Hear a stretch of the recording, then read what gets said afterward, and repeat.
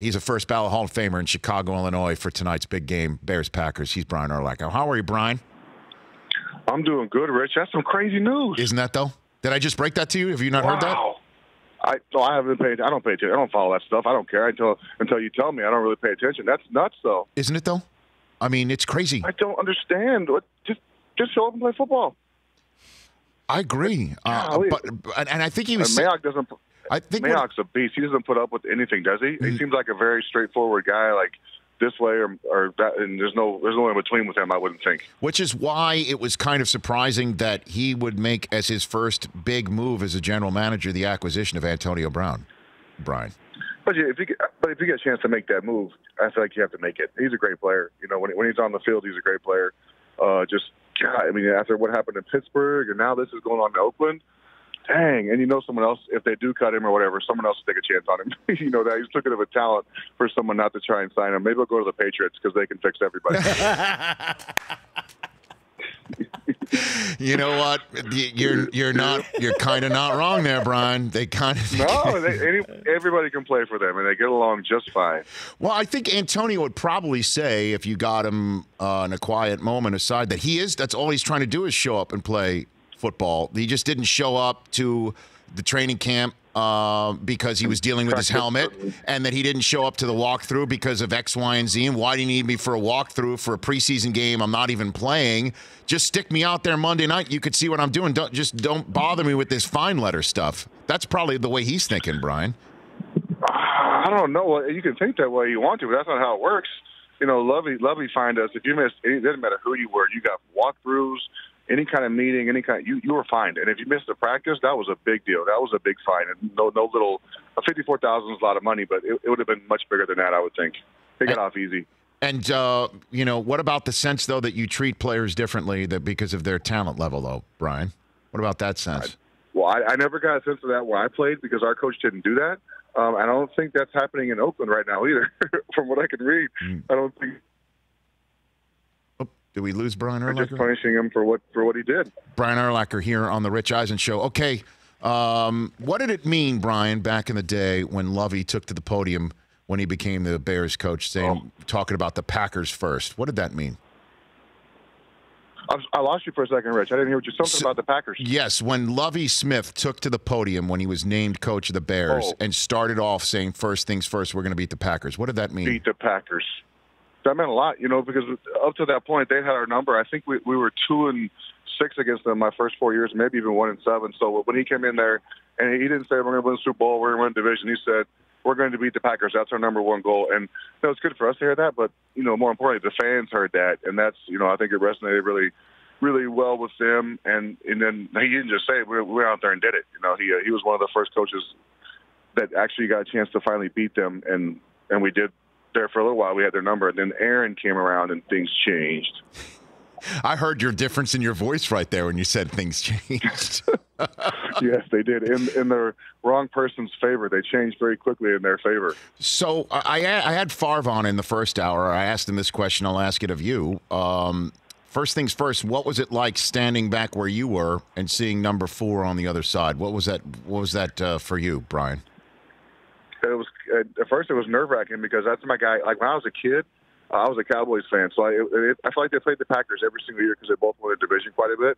But I was a Brett Favre guy. I love the way he played. I love the way he took chances. He threw his body out there, didn't care, just reckless abandon. And then to get a chance to play against him my first couple of years, I was kind of in awe at first because that's Brett Favre.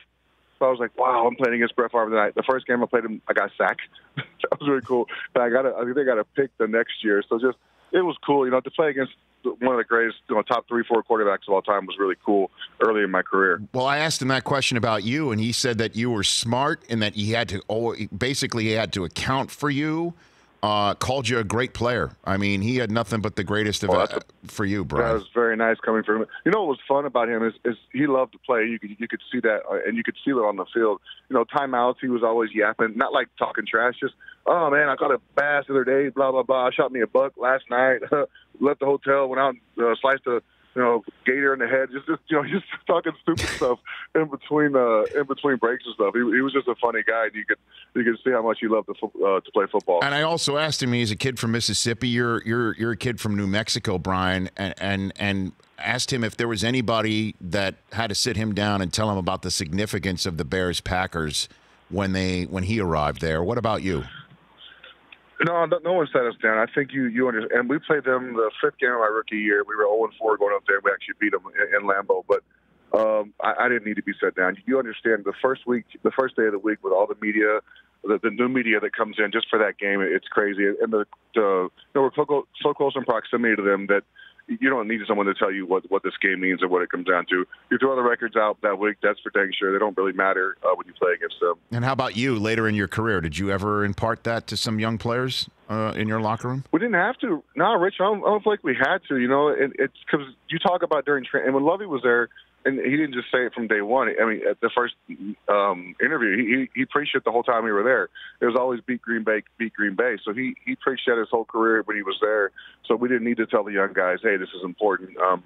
And not that they're more important than the other games, but they have a little bit more meaning to our fans and to our organization than some of the other games. Brian Urlacher, Hall of Famer here on the Rich Eisen Show. Did you ever get a call from anybody saying, are you done for sure? Anybody try to get you back out there? Brian? No, I did not. What's funny is Coach Marinelli went to Dallas, and he's still there, obviously. He coached the D-line, I think his first year it was D.C., and I actually reached out to him when Sean Lee went down. I was like, hey, Coach, and this was a year after. I was like, if you need a guy, I'm your guy. So I reached out to Coach Marinelli and was just like, hey, if you need a guy, I could run your defense for you. But obviously it didn't work out. I was too damn old, and he was too smart to sign me. I don't think Bears fans could have handled seeing you with a star on the side of your head, Brian. I'll be very honest. No, as a kid, I grew up as